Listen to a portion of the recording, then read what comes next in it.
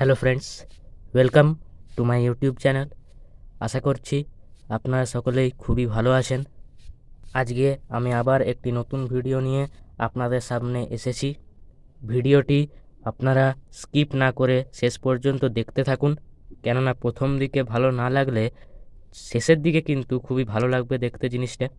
এই চ্যানেলে যদি নতুন এসে থাকেন তাহলে আপনাদের কাছে আমার একটাই অনুরোধ, দয়া করে এই চ্যানেলটিকে সাবস্ক্রাইব করে পাশে থাকা বেল আইকনটি অল নোটিফিকেশানে সেট করে রাখুন, যাতে আমার পরবর্তী ভিডিওগুলো সবার প্রথমে আপনারা পেয়ে যান। তো চলুন ভিডিওটিকে বেশি বড় না করে শুরু করা যাক।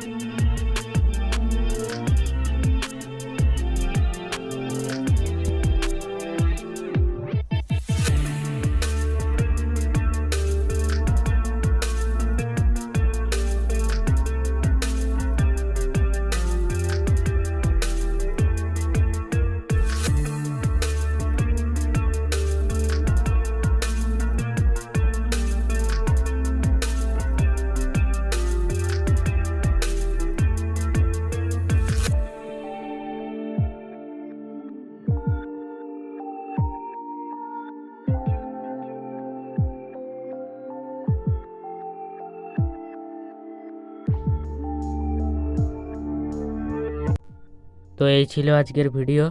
আশা করি আপনাদের সকলের ভালো লেগেছে। ভিডিওটি যদি একটু উপকারে এসে থাকে তাহলে অবশ্যই ভিডিওটিকে একটি লাইক করে দেবেন, কেননা লাইক করলে এই ভিডিও করার মোটিভেশনগুলো বাড়ে।